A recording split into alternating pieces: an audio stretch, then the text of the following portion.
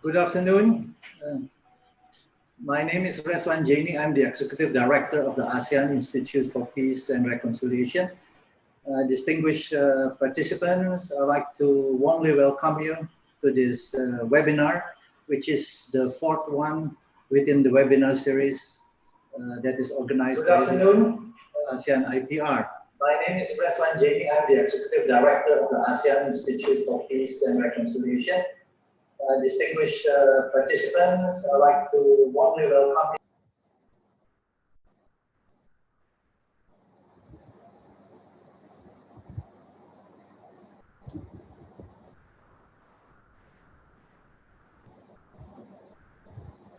Oh, okay. Okay, please. Thank you, Pak Reslan.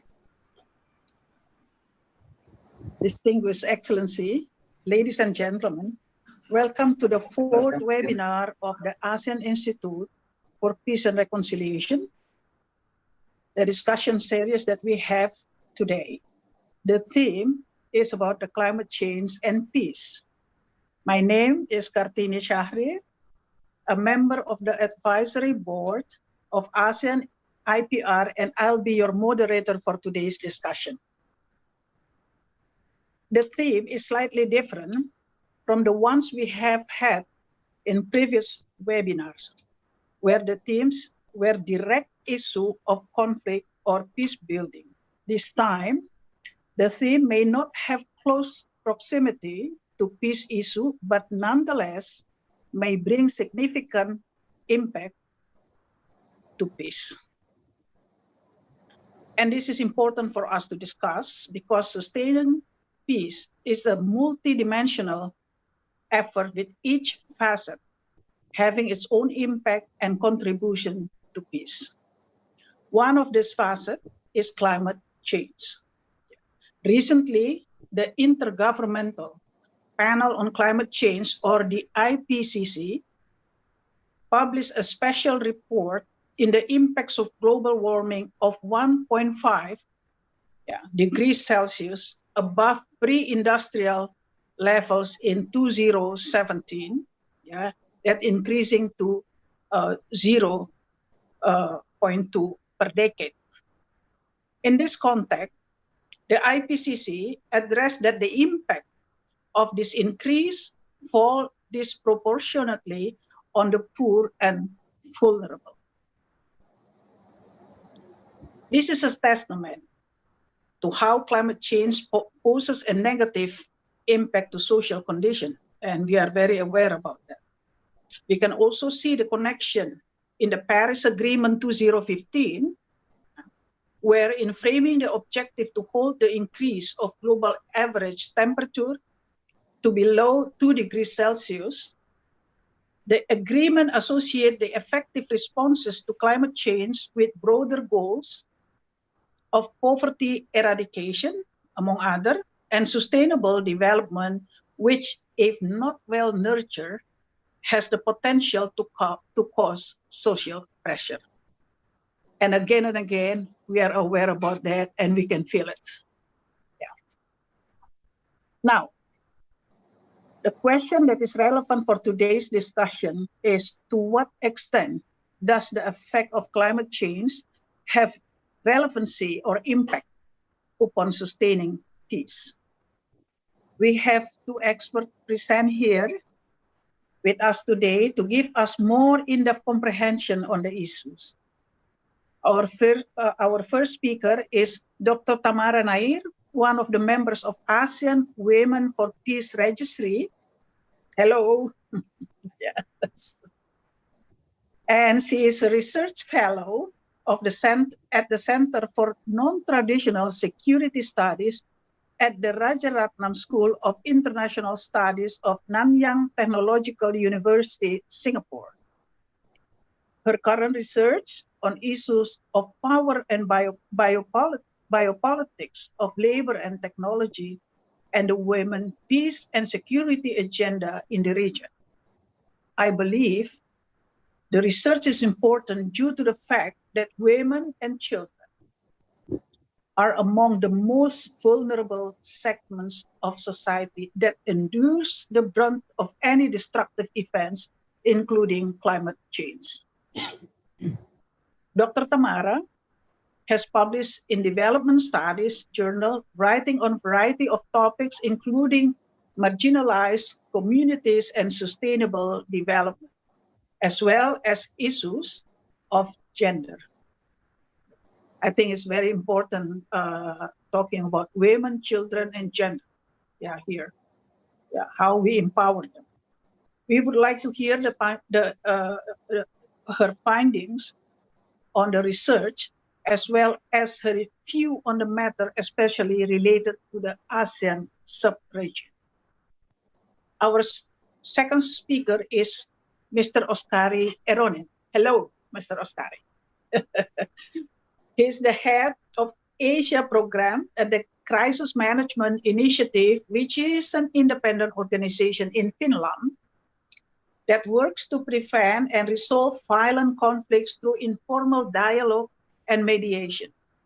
Mr. Eronen has 15 years of experience in conflict management and peace mediation, and is specialized in process design, effectiveness, and learning.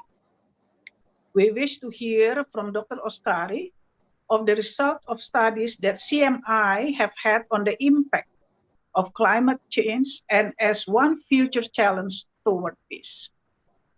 In terms of rundown, I'm talking about something very technical. We will start with Dr. Tamara to kick the discussion, which will be followed by Dr. Oskari. Each speaker will be given 15 minutes for presentation, based on which I will provide a brief summary before moving on to the question and answer session.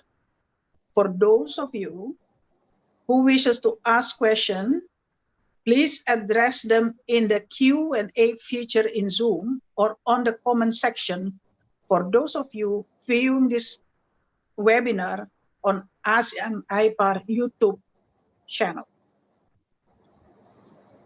Distinguished ladies and gentlemen, without further ado, I give the floor to our first speaker, Dr. Tamara Nair. Please. Thank you, Madam Moderator. If you don't mind, can I just have the slides up? Yes, thank you very much. So good afternoon, everyone. Thank you for joining us this afternoon for this very important discussion. And of course, thank you to, many thanks to Ambassador Reslan and his team for organizing this afternoon session. And of course, inviting me to be part of it. So I have 15 minutes. I'm going to try and cover some, I wouldn't say new ground, but let's try and cover some ground in that time that I have. So let's get started. So can I just have the first slide, please? The next one. Yes, all right, thank you. Okay, so we are keen to study the connection between climate change and peace, sustainable peace and stability in this region. Now, one is unfortunately inevitable, its impacts, and the other is absolutely necessary for us to move on within this new scenario that's going to present itself.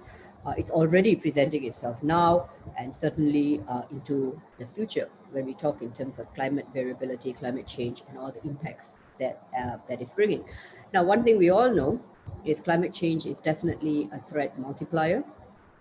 In of itself, it is a threat in terms of how it changes things, whether those are meteorological changes, for example, increased frequency and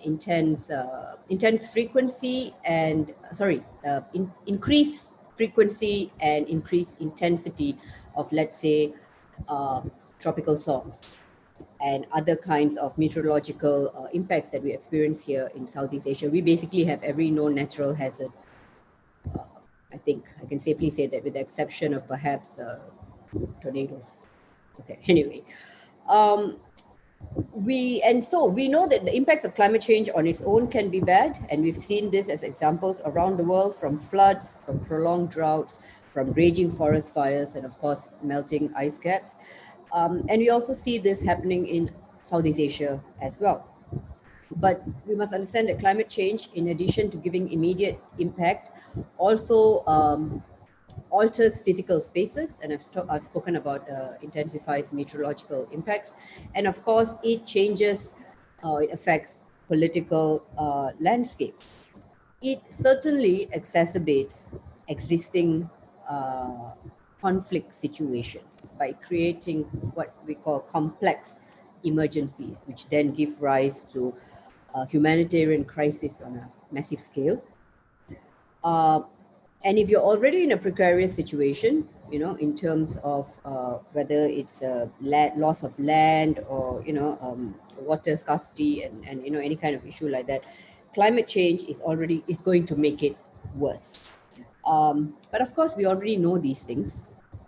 And to different degrees in different parts of the world, and even in this region, we are looking into these things and trying to address them.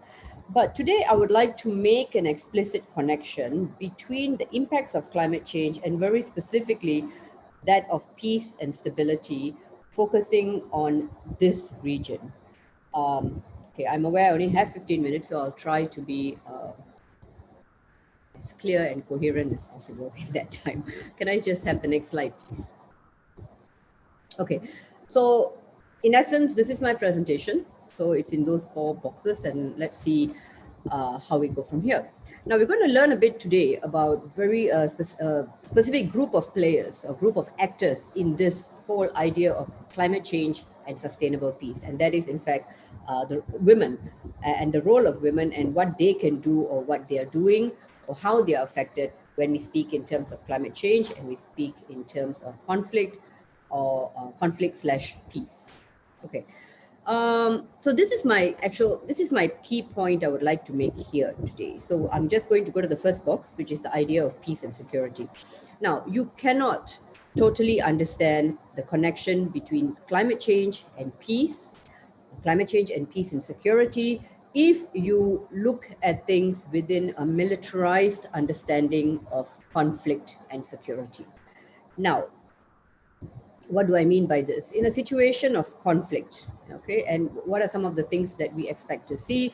Of course, we expect to see increase in migration numbers, people moving out of the area, forced displacement.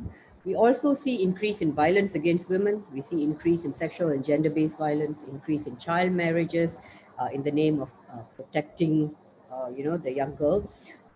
Decrease in educational opportunities for children, but especially that of girls. And who are the actors when we think in terms of a militarized understanding of security in peace? We are actually looking at soldiers, victims, or victims and their saviors. So this is a group of people that we are interested in. So what I'm proposing today actually is that we try and reconceptualize the climate change conflict/peace idea or argument, and let's view it through the lens of let's view these ideas of security and peace from a human security perspective. Now, if we do this, we can see the role of others, especially the role of women, becoming more central in establishing and maintaining peace and stability amidst a changing landscape brought about by climate change, both now and into the future. So basically what we are doing, or what I'm asking you to do in terms of when we examine peace, climate change, peace and security, is that we want to look for different people and in these issues, different actors in these issues, because insecurity happens in different places and in different ways, and that can be imagined by a traditional understanding or account of conflict, insecurity, or the lack of peace, or what it even means to be peaceful and to be secure. So when we take a human security lens specifically in examining, so we move away from the militarized understanding of conflict, peace, climate change induced conflict and peace, and we move towards a human security lens. What are the new insecurities that come to the forefront when we talk about peace and climate change in future scenarios? So first one, of course, is the disruption to our food production and food security. How? Well, I think it's quite self-explanatory in the sense that climate variability, temperature, water supply, and then of course the production of food. And of course, disruptions to health security and the governance, a public health governance. We have disruptions of this because climate change, changes in temperature can actually result in the spread of particular diseases because the vectors, you know, they now you can find them in different parts where you wouldn't normally find them, or a whole host of other types of diseases. We are smack in the middle of a pandemic, and I will come back to that in a minute when I talk in terms of the role of women. But climate change can in fact change patterns in the occurrence of particular diseases and illnesses.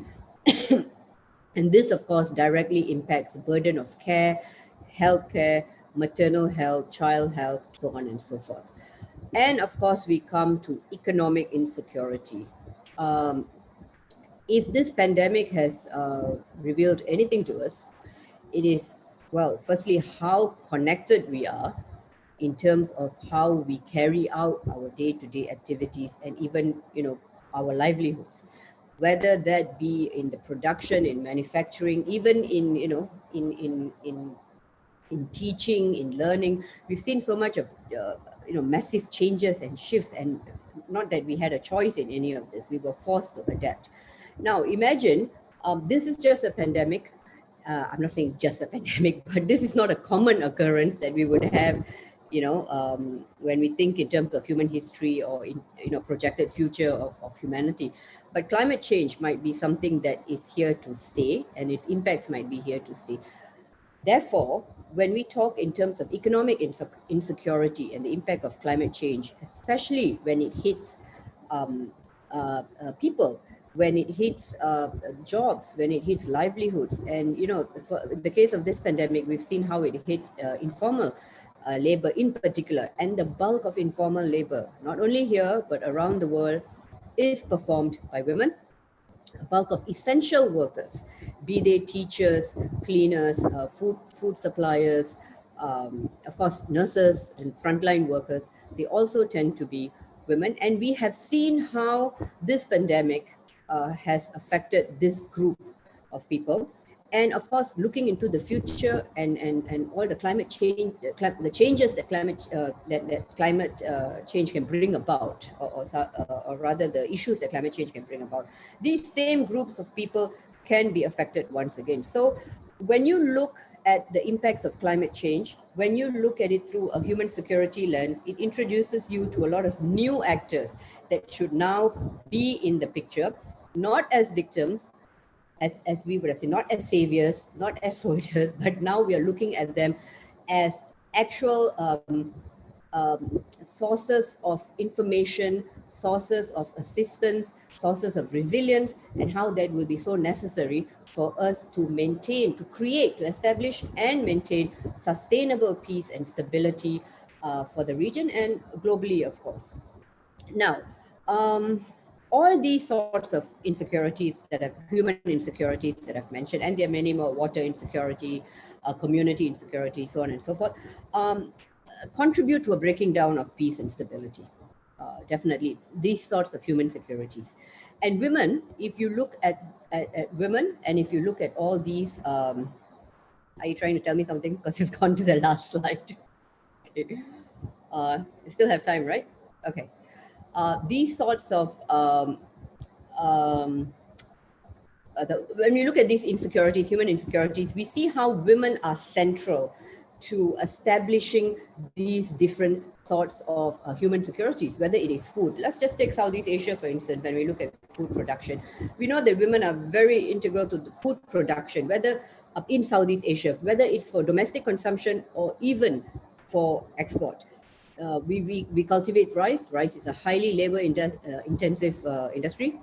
And as a result, you know, whether historically or even now, we have whole families participating in whether it's harvesting or transplanting. So women form the core, especially women now, not so much children, but we find women forming the core of the informal labor that is necessary for this type of this part of food production to take place.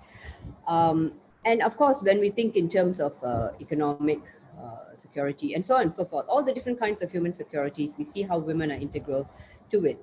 So climate change and climate change induced conflict slash sustainable peace, has a very clear gender component to it. That's especially when we extend the definition of what we mean by peace and security or sustainable peace to include issues of human security. And of course, in no way am I saying that conflict situations, nobody talks about human security issues. Of course they do. But very specifically, we should now start looking at it from the human security angle. Okay, so for now, I think whether it's in this region or even globally, we have made some very clear connections. Okay? We have made clear connections between women and conflict and their role in peace building, best reflected, of course, in UNSCR 1325 and the Women, Peace and Security Agenda. We have made distinct connections and clear connections between climate change and conflict and the destabilizing of societies and economies, so on and so forth. Maybe not so much over here in Southeast Asia, but certainly in other parts of the world. Now, what we need to do now is to make an explicit connection moving forward between women, climate change, and sustainable peace. And one way of doing that, as like I've said earlier, is by looking at human insecurities that are being experienced and can be exacerbated in future scenarios. So bearing that in mind, when you look at future trajectories, you have to make this, I've gone on to the next box, you have to make this explicit connection between women, climate change induced conflict slash the breaking down of of peace, for instance. Okay, so what do we need then when we think in terms of how we should plan for once we realize, okay, we've got this new group of people who can be utilized, who should be utilized, who should be brought into conversations, what should be our future plans? Well, in this particular case, I see specific role, especially for ASEAN-IPR here, when we think in terms of future kind of information or kind of data or kind of studies that we need, and perhaps in particular, future role for the ASEAN Women for Peace, the AWPR, in that sense. We need to study. So how would we realize these things that moving ahead? We need to study impediments to and opportunities for change, especially when we think in terms of climate change induced conflict, and the actors that should be involved in planning for these future scenarios. We certainly, and the next point is, we certainly need evidence-based decision making, and that's not just in science. We also need it in the politics, in economics, and in global health. In regional health landscapes. And we need to have evidence-based research in these sorts of areas. So then my next question, my follow-up question is, I need this, but at the same time, if I know women are affected by this, then my next question would be, where are the women in these particular areas, and are they involved in climate change policy making when we look at politics, economics, health, and all these different areas where climate change, has a footprint in all of this. We shouldn't just look at it from a science perspective, obviously, but this is an understanding that is common. No one now, I think, is going around saying that it should only be the job of the scientists. And another group of people, right? So we have evidence-based decision making. We should have more women in these areas, because areas like security, politics, economics, these are the areas which can, in the event of climate change, massive climate change impacts, can break down the peace and stability of a region. It is changes in your economic sectors, in your sectors of politics, in your sectors of health. As a result, we need to have a whole of society approach in these areas. So are we seeing it now? Are we seeing enough women in decision-making positions in these areas? It is not enough to throw resources at women or just include them. They must have the agency, they must have the confidence, and they must have a position in decision-making for them to make a difference, right? And I don't want to come across as saying that there are no women now in any of these areas. Of course they are, but we also want to see whether these women, similar to their male colleagues, what is their mindset? Do they actually have from the ground knowledge? In order for us to have a bottom-up knowledge, it is not enough for us to just include women and all these women will be experts in their different fields. We need to have people who work with communities, and this is where we need to have the greater involvement of CSOs, NGOs, and all the different groups, women's rights groups, human rights defenders, because all these issues will be affected, part of policy making. So this is how we really get good evidence-based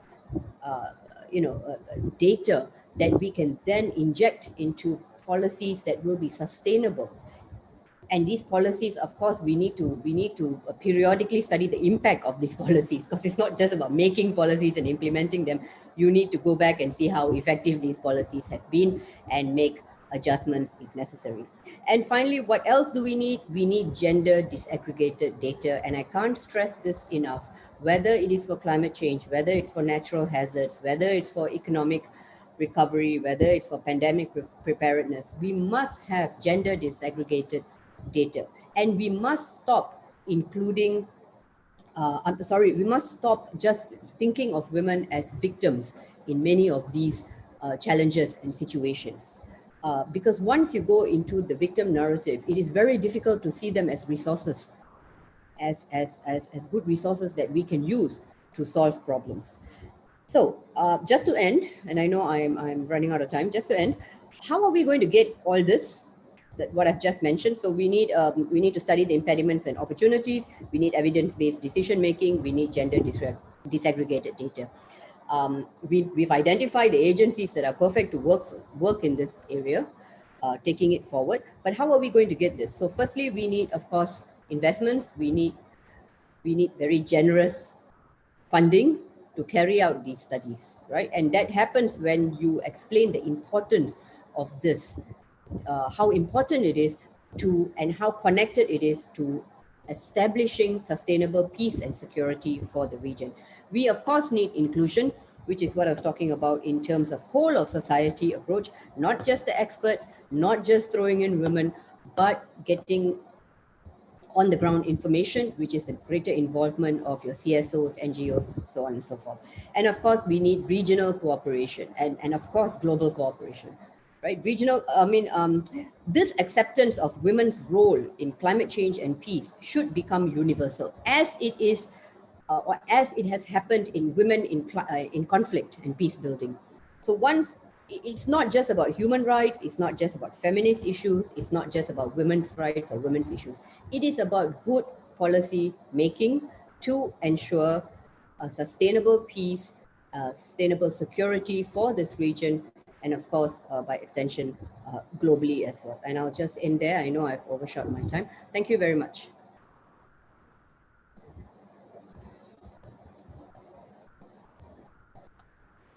Thank you very much, Dr. Nair. It's very interesting presentation that you make it very clear the connection between climate change and the role of women, that we need to ask women to be more involved in the policy making activities. And then also you mentioned about that we can elaborate later about the food security, about food production that ensure that people, to minimize the conflict, social conflict.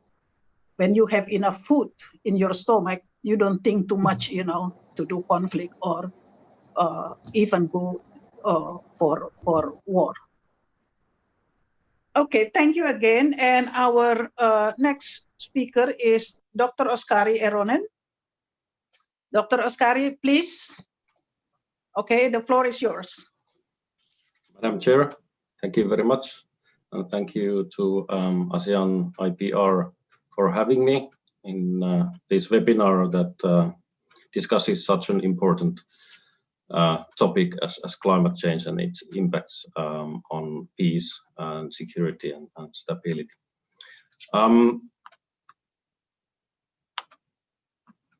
I was invited to share some views on the theme of today's seminar from the point of view of peacemaking and peace building based on experience in different regions. What I'm going to do is to share some observations of how climate change affects societies and their propensity to conflict.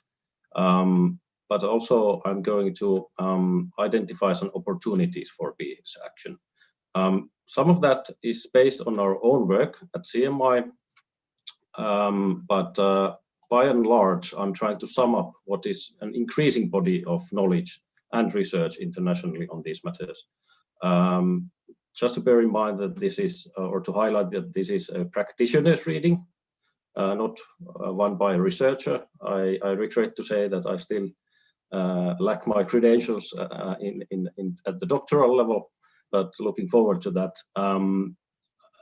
Just to say that representing CMI in this discussion, this is also reflecting our own goal at CMI of learning more about climate change and how it relates to conflict and peace. We are doing that in interaction with other practitioners, researchers, and policymakers. So I'm here very much to learn from you and with you. To start with, we could go to the next slide. Thank you. So what are we talking about? The link between climate change, peace, and security is indirect, non-linear, and multidimensional. Climate impacts can compound structural vulnerabilities such as political grievances, inequalities, gender-based marginalization, food insecurity, economic weakness, and large-scale movement of people.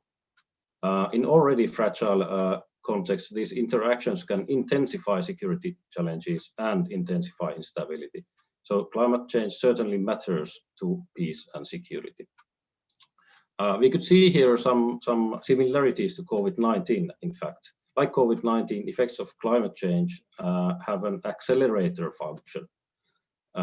They accelerate and compound with other existing social, economic, political factors, and together these can become drivers of insecurity, instability, and conflict. In the worst case, climate changes can overwhelm states and societies, increasing the risk of violence, instability, and conflict. The word indirectly really here is the key. Trying to prove that climate change in itself led to a conflict in some particular situation is off the point. It often tends to lead to overly simplifications, and Syria is a prime example, case in point in that. The country, there are many narratives of how the conflict erupted in Syria in 2011. The country did suffer one of the worst droughts for centuries in 2006-2010, and approximately 1.5 million people from rural communities backed into cities as a result of that, which definitely worsened the human security conditions, but it was not the primary push to demonstrations and political confrontation in Syria, which then led to civil war. But rather this, the drought and rural movement to cities was an adjacent contextual factor that showed the incapability of the Syrian state to act and to perform. But in itself and directly, it didn't cause the conflict. May I have the next slide, please? Thank you.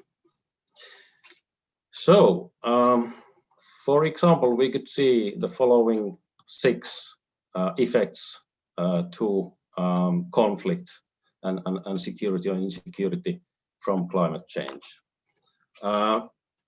First one, inclusion and exclusion. In the Lake Chad region in Africa, where CMI works, climate change and environmental degradation are making it harder for farmers and fishers and livestock herders to make a living. And this increased insecurity in livelihood and food interacts with other factors, such as widespread inequality, exclusion, and political marginalization. Together, these contribute to grievances between groups and between people and the state, increasing the risk of violence at all levels of society. Second point is migration. The socio-economic and political factors compound with climate-related environmental change and thereby influencing people's decision to leave or to move. Displacement obviously first occurs internally before it goes across borders. In conflict-affected situations, climate change impacts can aggravate the existing risks and conditions, challenges for people fleeing. A case of this, example of this is Somalia. The third point is about security. It's related to, on the one hand, resource scarcity, for example, due to irregular rainfalls. On the other hand, the existing conflicts. So this resource scarcity can drive recruitment, for example, of armed groups, which then further complicates resolution of conflicts that were there already.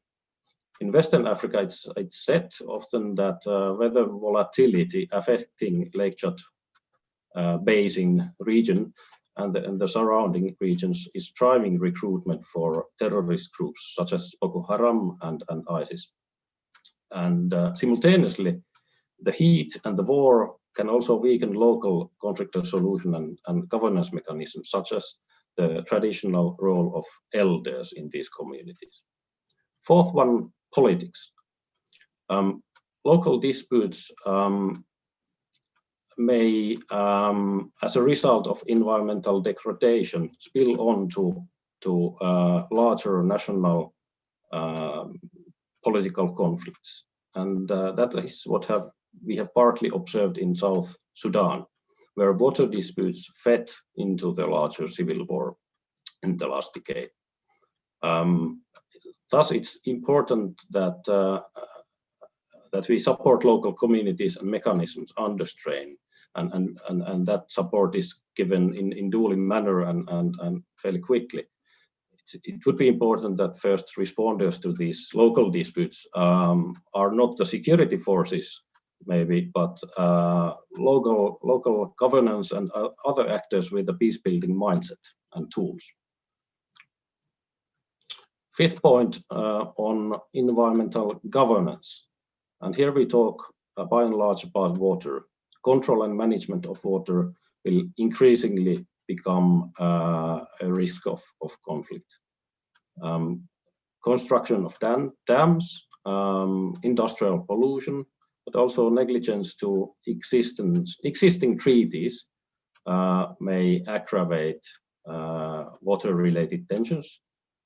On the other hand, we should look at the political and cultural sphere here. Perceptions politically and culturally on these more technical and ecological issues often play even a larger role than the technical side. How people perceive these problems and these projects. Competition for water and management of it as a resource could lead to conflict. The sixth point or effect I'd like to highlight here is of a little bit different nature.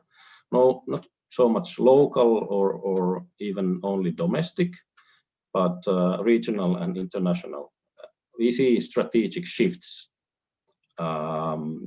compounded with climate change and responses to climate change. So in mitigation to climate change, many countries are now developing decarbonization strategies. So to get rid of the consumption of fossil fuels. And in more importantly than states, many industries, companies, services do the same. And this is starting to have a huge economic and thus other effect. for example, the economic and political challenges that fossil fuel exporting countries witness. It's related to diminishing consumption and demand for their products, thus their revenue, etc.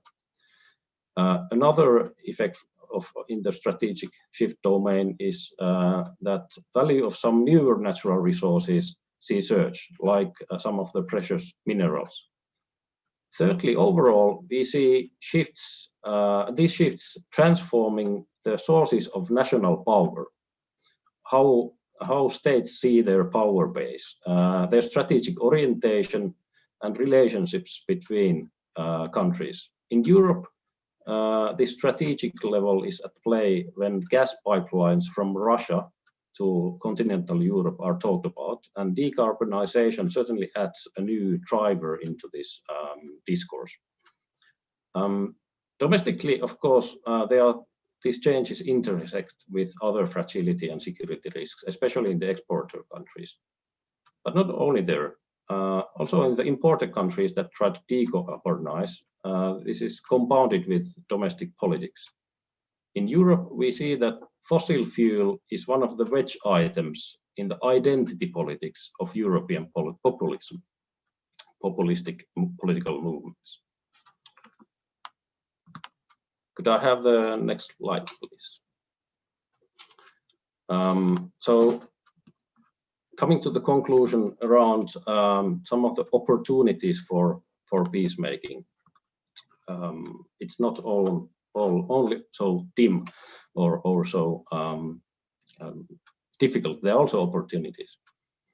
The trends I've described point to the need of adaptation also in the field of peacebuilding. So we should understand much better, first of all, what mechanisms are at play, how climate change works or affects societies and conflicted societies in particular. We do deeper contextualized analysis, and they should be incorporated to design of peace efforts. Thinking of peace itself, it should be sustainable vis-a-vis the changing climate as well. They should be reflected and factored in all stages of policy and action. Early warning, assessment, planning, financing. The financing mechanisms are also important. Implementation, monitoring, and evaluation. Now, there are substantively several opportunities. Climate change can create shared interests and for conflict parties, and it can also help convening the conflict parties. One example of this is CMI's work in Libya, where after a few years from the Arab Spring, in a highly polarized and fragmented situation, where security situation was really deteriorating, the role of natural resources was actually an opportunity to convene parties. It was one of the few opportunities to convene between hostile parties. Apart from oil, also fresh water is a key resource that plays a role in the Libyan turmoil. Water diplomacy, which can act as a diplomatic tool in itself at national level, but also regional level. Water management can promote cross-country and regional cooperation and dialogue, also in other areas. It can be a start of other modes of cooperation. Production rights, shared resources, particularly across national and territorial boundaries, so lakes, rivers, etc., can help build regional partnerships. It's interesting to see that in the Nile River talks, while they haven't reached, at least yet, an agreement on the transboundary water management as such, they have reached a deal of a significant deal on livestock exports while negotiating about the water. Then involvement of local actors, and this is something Dr. Tamara Nair mentioned strongly as well. How local authorities, but also other local actors, scientists, civil society, think tanks, human rights defenders, etc., should be involved. This is a question of adaptive knowledge. There's general scientific knowledge, but there's also adaptive knowledge at the level of communities. it's directly affecting sustainability, and it's a capacity question. This should be seen as a positive capacity. It's also a question of ownership, obviously. Local actors can help in prevention and to prioritize how adaptation should take place in fragile situations where often the governance capacities are lower. Gender. Dr. Tamara and Nair touched longer on this, so just a few short remarks. Crisis situations always transfer gender and other norms, behaviors, expectations. And that in itself presents also an opportunity where, for example, women can have or take greater levels of responsibility in areas like livelihood production, but from there also to have other leadership roles and their networks of their social networks and other networks could be capitalized to offer alternative communication channels and forms of dialogue. Finally, conflict prevention. All these local efforts should be integrated into larger interventions and programs carried out by national and by international actors and architectures. We should be identifying the potential for conflict, especially where there is spillover potential before it gets worse. And to pay attention to the climate change related dynamics in them to avoid larger disputes. I'll leave it there and just like to conclude by asking our participants and the audience today, how do you see these effects and also opportunities playing out in Southeast Asia? Thank you. Okay. Thank you very much, Dr. Oskari. It's really nice presentation, and I can see the connection between the first speaker and you. And let me wrap up a little bit. Dr. Nair, you're talking about threat multiplier. What happened, among other, to the intensify meteorological impact, flood, landslide, and also political landscape that's creating social conflict, including war. And in this point, specifically, and I think I cannot agree for more, is about the role of women for peace. And why? And you mentioned it's more and more essential in the future, which is true, for food security and food production. It's a basic human needs. If you don't have enough to digest, you tend to create problem, whether you like it or not, whether you agree or not.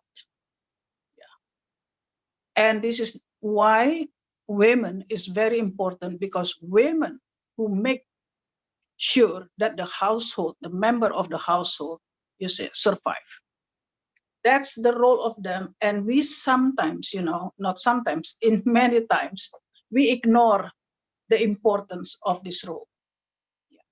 Even for Indonesia, for example, we never mention it formally in our statistic report.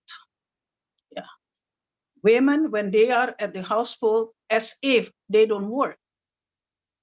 They work so much. But since the work outside the house and the work in house is embedded to the household as a domestic domain, we never accounted into a official statistic report. And that's why women, are lacking an access for training, for loan, for education, as you mentioned it. And that's why women also seldom recruit and seldom asked to involve for policy making for climate change activities. Then Dr. Oskari talking about something which is, I think, very interesting about climate change and peace. Both of you mentioned about that. The one is specifically talking about the role of women, and you here you're talking what to do, what opportunities available. Yeah.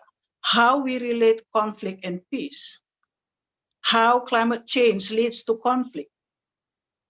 You mentioned about Syria as an example because of the drought. Yes, it is true.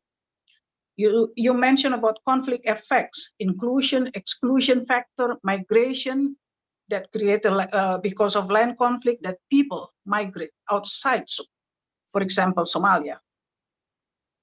About the security, due to irregular rainforest, for example, in Western Africa. You are talking about politics, environment, mental degradation in Sudan. And you are talking also strategic shift, due to natural resources. And environmental governance, pollution, water availability, water related to tension, how we manage the water, because water is a basic needs, If you don't have water, how could you survive? And from that, of course, we are not pessimistic that we can manage it. And that's why we sit here. And you mentioned about opportunities for peacemaking. Water diplomacy at national and regional level, involvement of local actors, gender inclusion, which is, here you mentioned how important it is.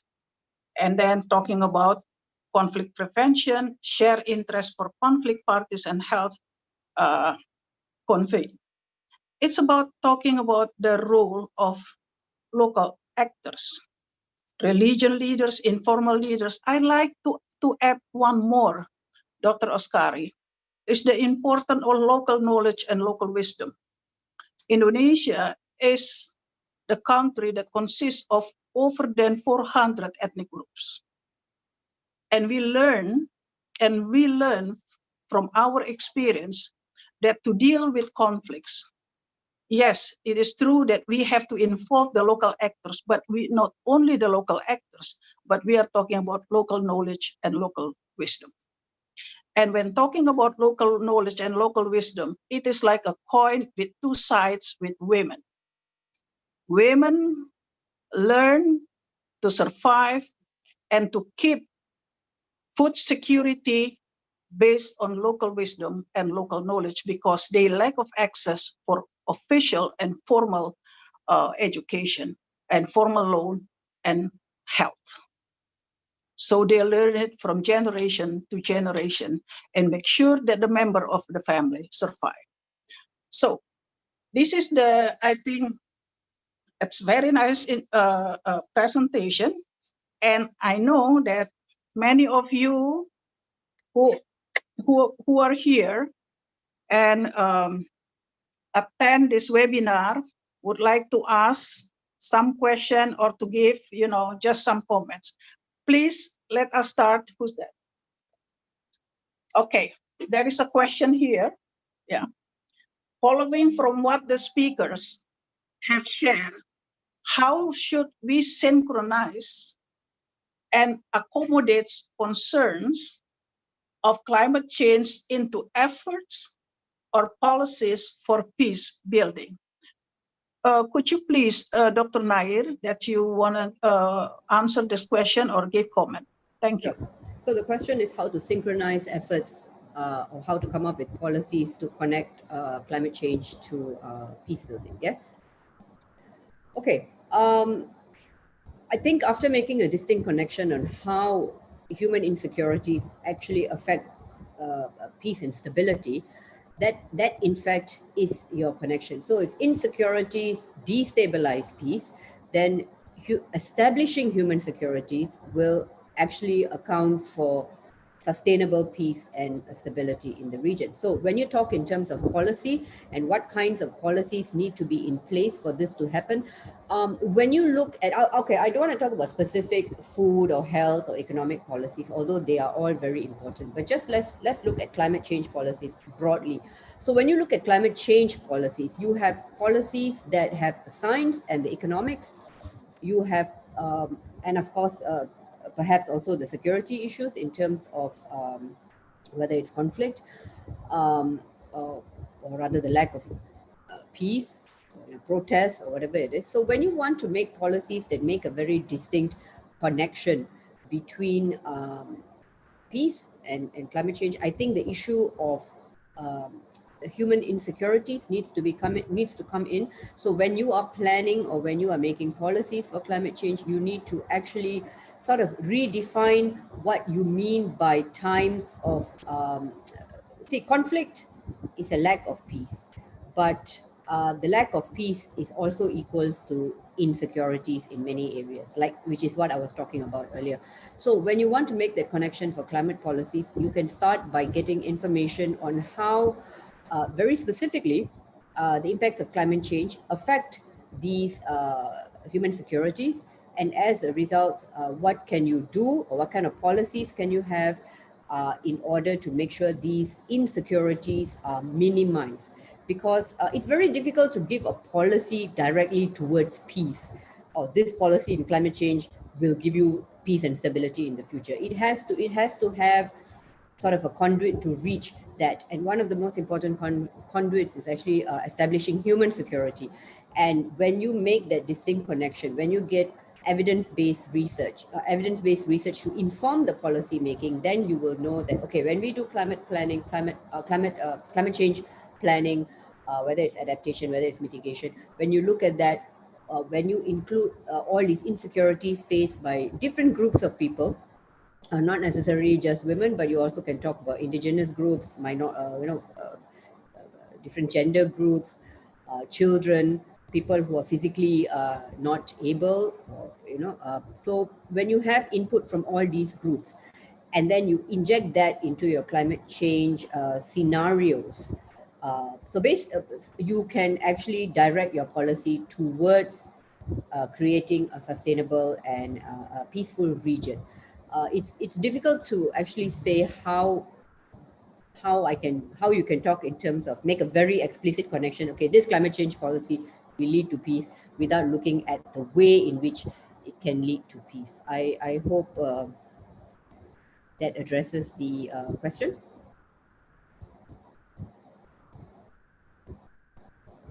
Thank you very much, Dr. Nair. Any comment from you? That's from Dr. Oskari, please.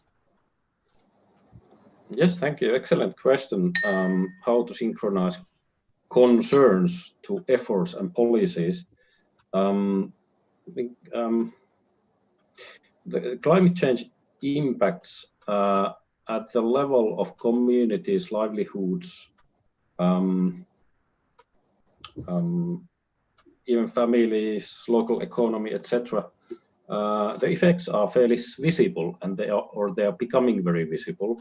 They are tangible, they are concrete, understandable, because they relate to basic needs, like you said, Madam Chair, and human security, pointed out by Dr. Tamara Nair. This in itself offers also opportunity because of the concreteness of the issue. That opportunity could be used to hear people, their local knowledge and their local wisdom. It's then a question, and that's a way to get started. I think bottom-up approach is fairly easy. It's very understandable and much needed. The question is how to connect the bottom-up grassroots and other initiatives and the need to policy making and to governance. It's a question of responsiveness and etc. Not an easy task, and there are other issues and areas where similar questions arise. But it boils down to the responsibility of us all actors understanding better what we are talking about when we talk about climate change and its impacts. And it's also a question of leadership. In my own field, in peace mediation, in dialogue, conflict resolution, we have been for much too long time ignorant or just not paid enough attention to climate change. And that is now finally, but quickly starting to change. So that's our own responsibility as support actors to peace, to change our mindsets, our responsibility and our leadership in our small part. Thank you. Thank you very much, Mr. Oskari. And I think to both speakers, there is the second question that related to the first one is this. It was discussed that climate change poses a more indirect effect to peace, or perhaps a change of effects that eventually affect peace. The question is, what is the most important aspect of the issue that governments must not overlook in order to minimize its effect on peace? Is that clear that you want me to repeat?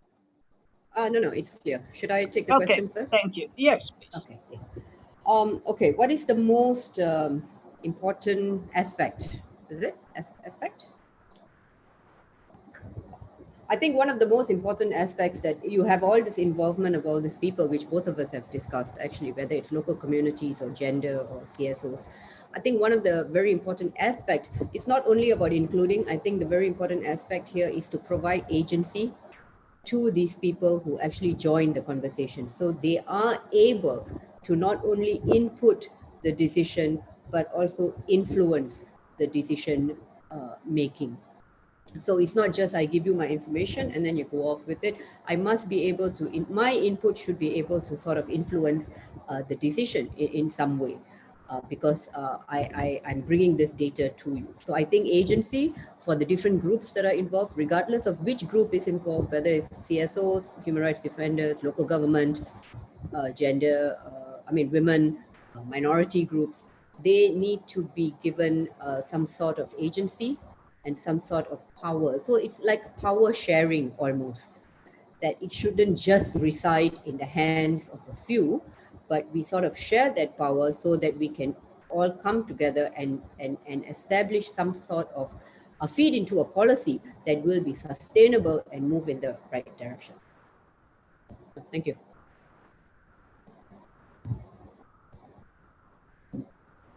Thank you very much, Dr. Nair. What about you, Dr. Oskari? Yes, that is a tricky one, and I would actually argue that it's not possible to give one top priority or aspect to look at, because that would not respect the non-linearity and multidimensional nature of the challenge. So my advice would be to start from always as number one, start understanding your position. What are the specifics in your country, in your situation, your citizens, and how are the dynamics and different effects playing out in your case? And from there, then start putting things into order of critical priority and devising strategies.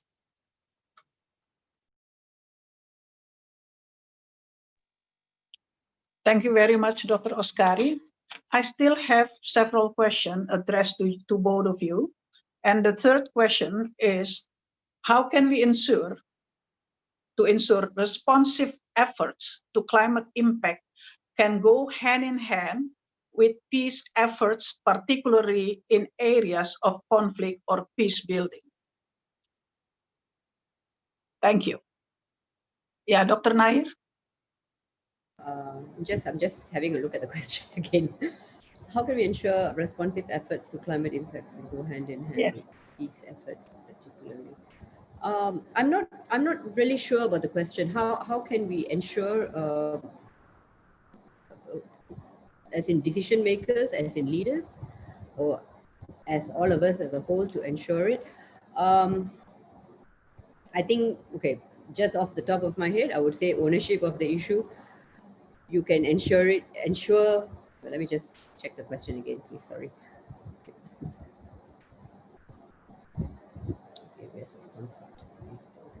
Okay, just, I'm not too clear, but I hope I answer the question. I would say in terms of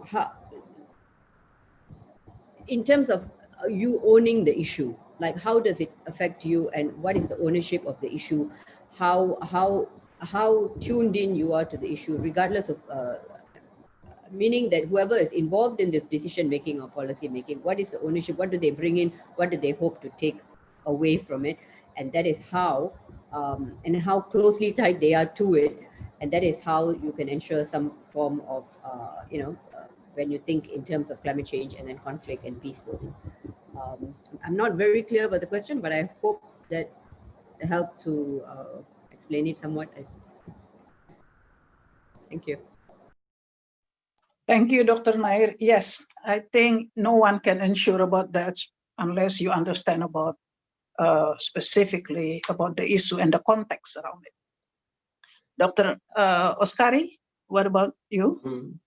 Yes, my take on this question is that or my reading is that it highlights that not only peace building has to be sensitive to climate change, but also the other way around. So more broadly, climate change mitigation and adaptation in all the set of that, a range of those efforts, when taking place in conflict-prone contexts, should be sensitive to the conflict dynamics. So there's sensitization and integration aspect both ways, and that it is an important remark. Thank you for raising that question. The answer, I think, lies on both sides in better understanding, better analysis. We need expertise and we need adaptation of expertise, inclusiveness, and then through inclusive analysis, integrating those to planning and implementation of the efforts.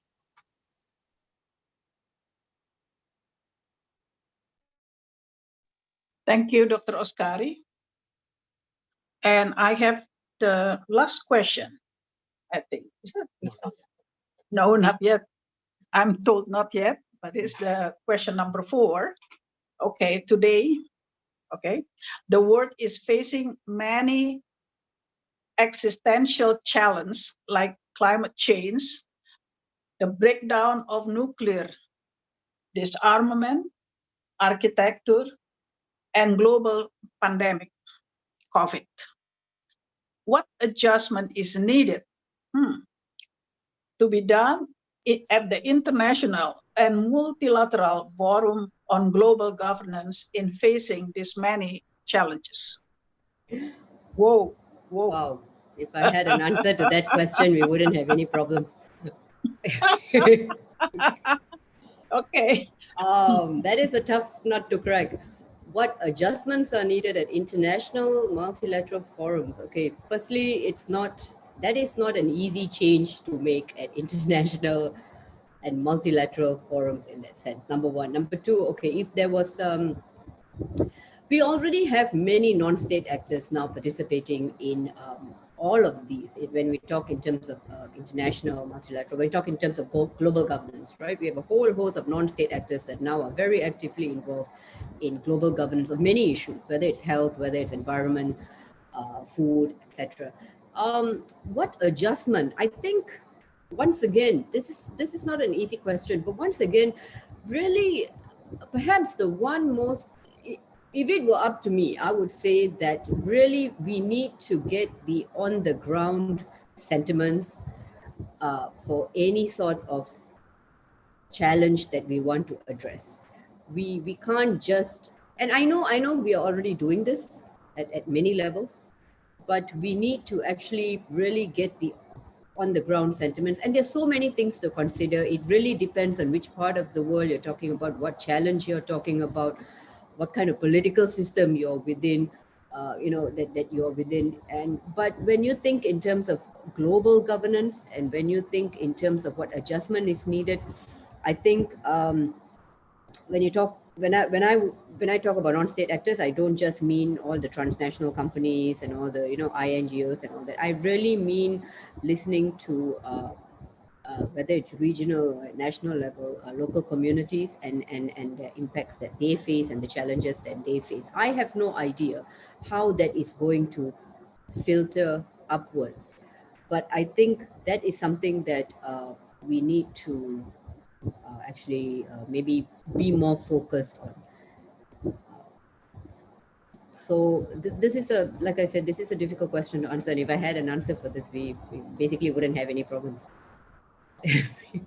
Thank you. Thank you, Dr. Nair. Yes, please, Dr. Oskari.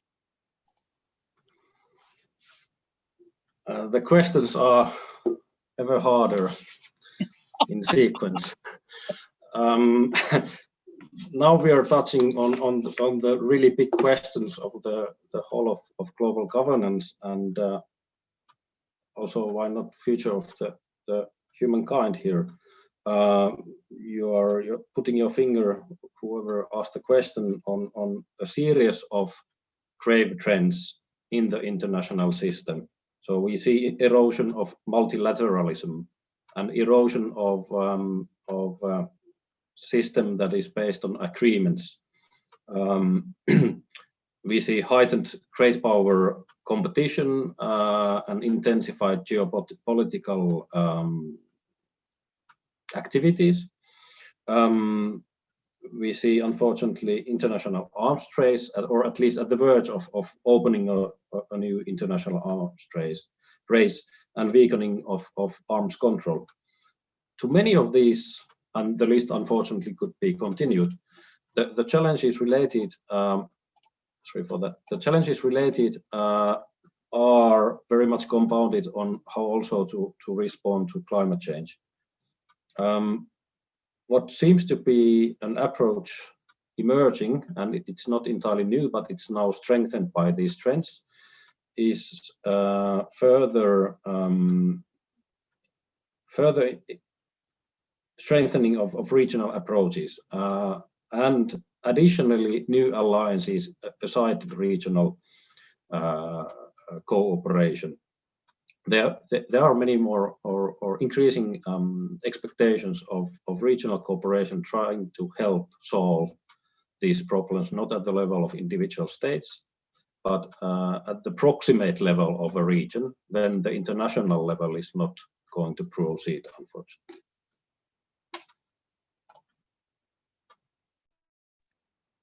Thank you very much, Mr. Oskari, for the response. And I have one, it's not a question, but I'm asked to read the the comment, yeah, from Mr. Kiao Mai, from our AB member from Myanmar. He wishes to make a comment about climate change, yeah, about Mitsone Dam, environmental damage, and renewable energy. Can I read it? Okay.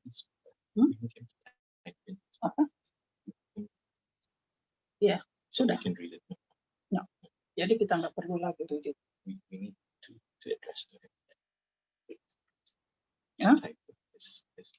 Yeah. So he will type his comment here, and let us move now here.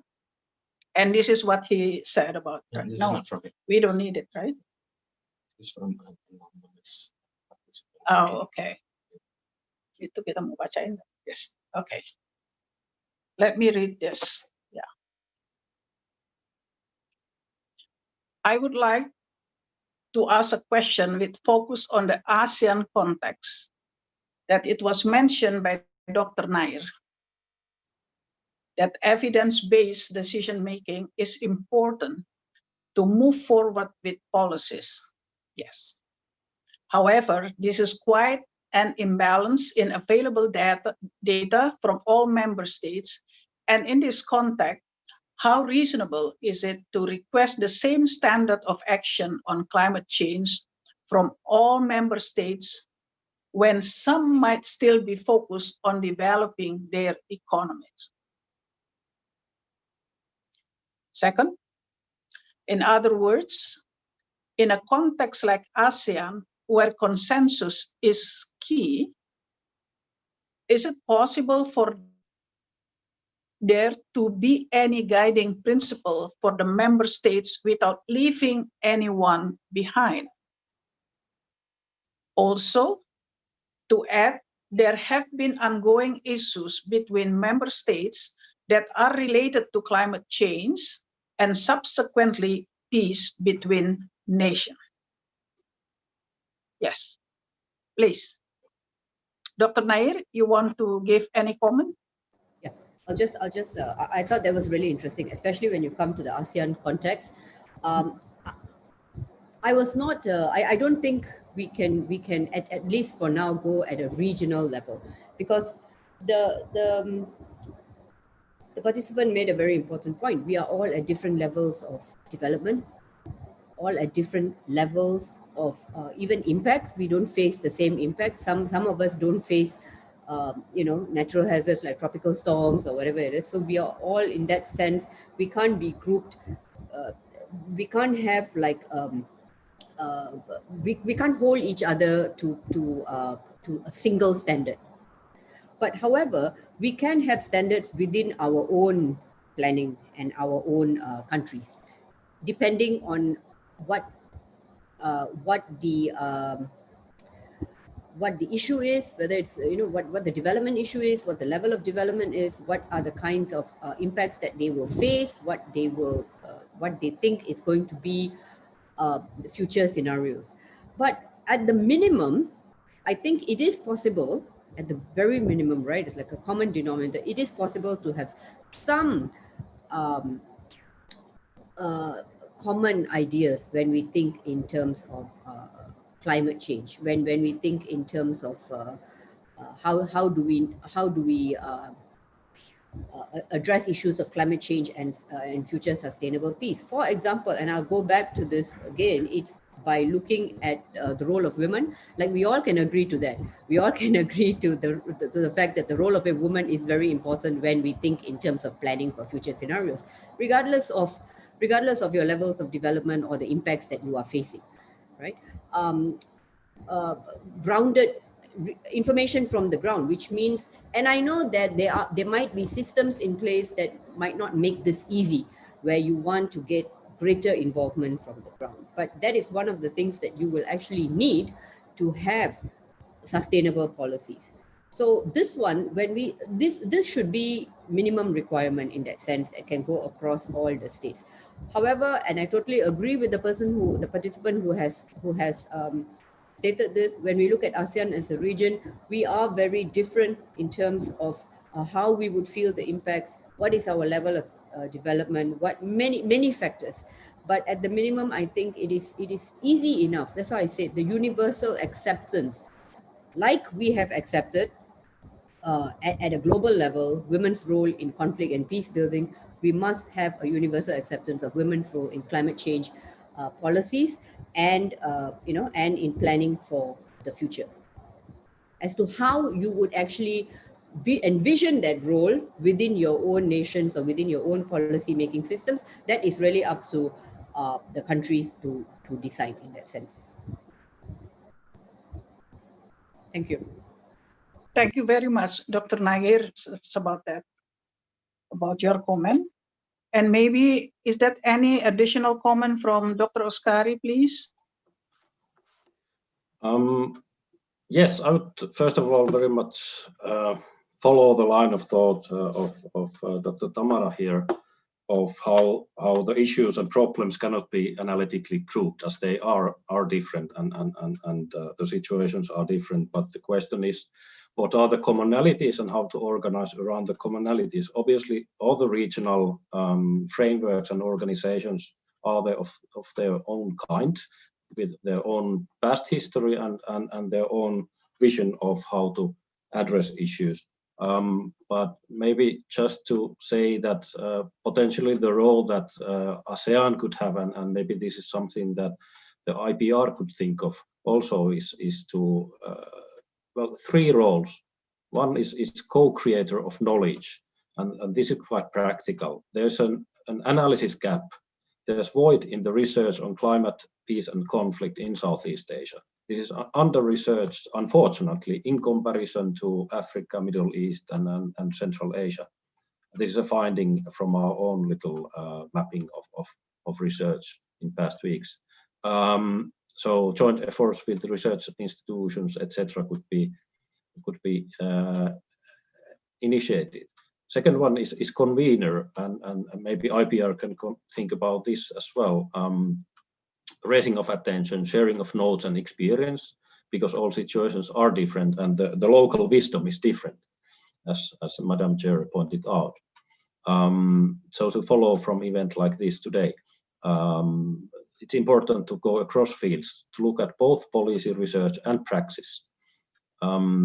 And third role that could be maybe envisioned for ASEAN and why not IPR is capacity builder. So to targeted individuals, groups, officials, networks that can take the knowledge and skills into action, but that action cannot be prescribed. It is conflict specific. Also in the case of Mitsone Dam in Myanmar. Thank you very much, Dr. Oskari, for the comments. Yes, when you mentioned about the role of IPR ASEAN, yes, that I think it's already been elaborated in many sessions that we had, that we're focusing right now in the program of the role of women, yeah, for peace, yeah, and to minimize conflict. And from Indonesia, that we concentrate also to see the role of women and the local wisdom and local knowledge for peace. Yeah, and we are working for that. Thank you.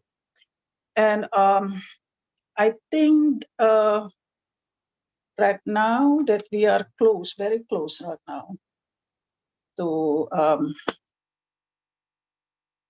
close this session. But before that, we would like to hear, I think, the closing statement from each of you. Dr. Nair, would you please, that for 1 minute to say something? Sure. For all of us? Thank you. Sure. I think, and I'm just going to reiterate what I have said earlier. I cannot stress enough the importance of inclusion, and especially the inclusion of women when it comes to planning for future scenarios under climate change. And especially if you're looking at sustainable peace and stability in the region. We have not been very, historically, let's say, historically, women have always been very important when it comes to Southeast Asia. We have always had economic value in that sense. So we were important in terms of our labor, in terms of, so I'm even talking about like very long time ago, historically, even the colonial times and now. As a matter of fact, when we think in terms of the taking off of Southeast Asia and its manufacturing, it was on the backs of women coming out of their homes and going into the factories. And that has contributed tremendously to many of the economies in the region that have taken, Singapore included, right? So, which is where I'm from. But now I think we should not ignore this particular group. And I think it has happened, especially when it comes to decision making, especially when it comes to allocation of power, agency, and in many sectors, in economics, in politics, in security. And I think when you talk about future scenarios, when you talk about climate change, when you talk about sustainable peace and stability in the region, it would be extremely remiss of us to ignore such an important group of people. You know, women are often told like the minority, but in fact we make up more than 50% of the population globally, but yet we are often classified as if we should not be included in particular decision-making strategies. So, I mean, sorry, decision-making and policies.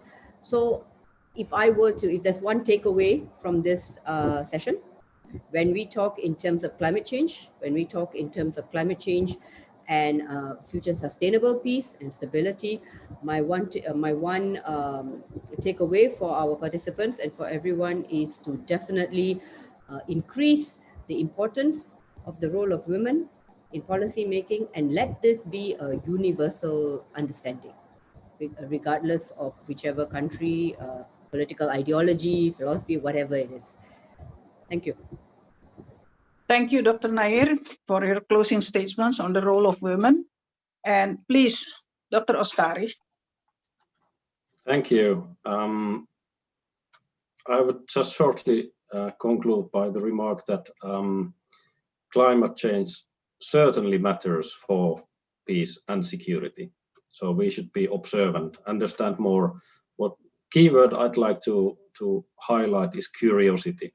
So let's be curious about this situation and also pragmatically optimist. It is possible to do things and to achieve change together at different levels, domestically and regionally, internationally. I have thoroughly enjoyed this discussion and learned a lot, and would just like to be in touch and follow up with other discussions like this and elsewhere with you and others in the audience. Thank you.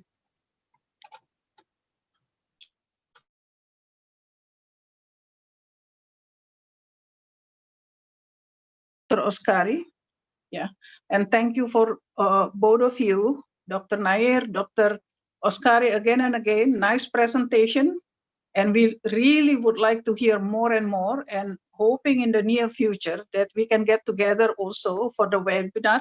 I must say thank you to you, but before we close it, we would like to hear closing remarks from Ambassador Reslanjeni. Please, Pak Reslan. Yeah, thank you. Thank you. I just would like, on behalf of the ASEAN-IPR, thank Ibu Kartini for so ably moderated this session. Also, my appreciation to Dr. Nair, Dr. Oskari.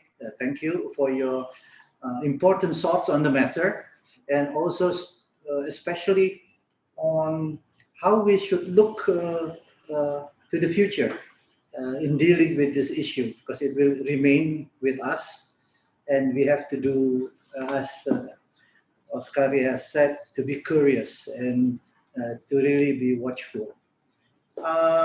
I would also like to thank all the participants for their enthusiasm and some important questions they have posed, making it really very interesting.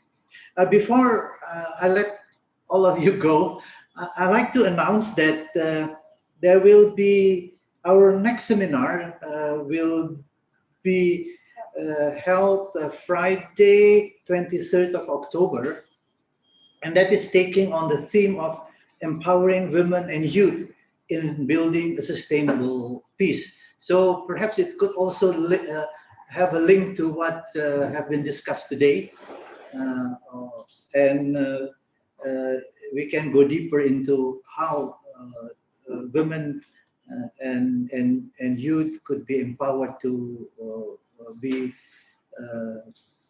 play its role in having or maintaining a sustainable peace. Once again, thank you very much, and see you again next time. Bye-bye.